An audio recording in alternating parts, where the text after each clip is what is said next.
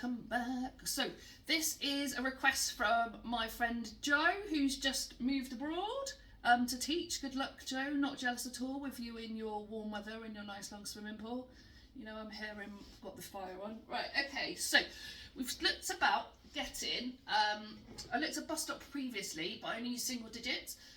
We're now looking at using 2 digits for division.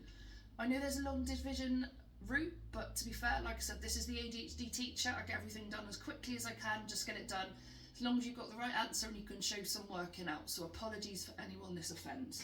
Okay, so 964 divided by 12. I put my number in.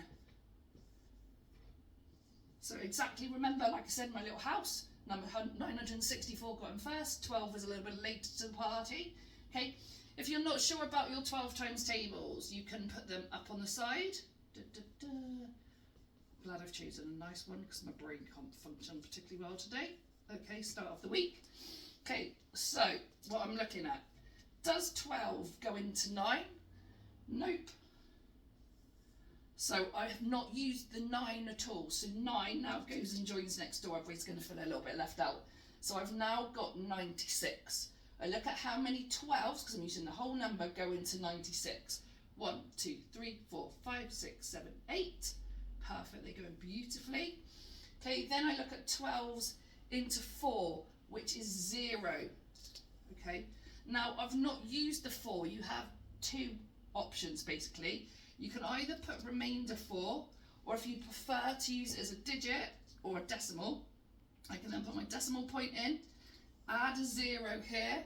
The 4 I've not used, put 4 in front. How many 12s go into 40? Closest number is 36. I've got 3. And then I've got 4 left over. And it's going to carry on forever. So I'm going to end up with 80.3 recurring. Okay, now one here. I've chosen nice times tables, as you can tell at the moment. Okay, my brain will function a little bit better by the time I get to Wednesday or Thursday.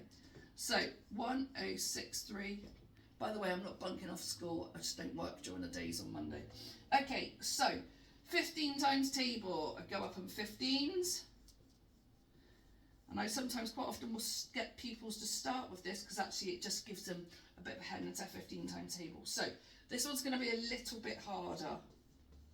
Okay, so 15 into 1 is 0. So my 1 goes and joins the 0. 10. 15 doesn't go into 10.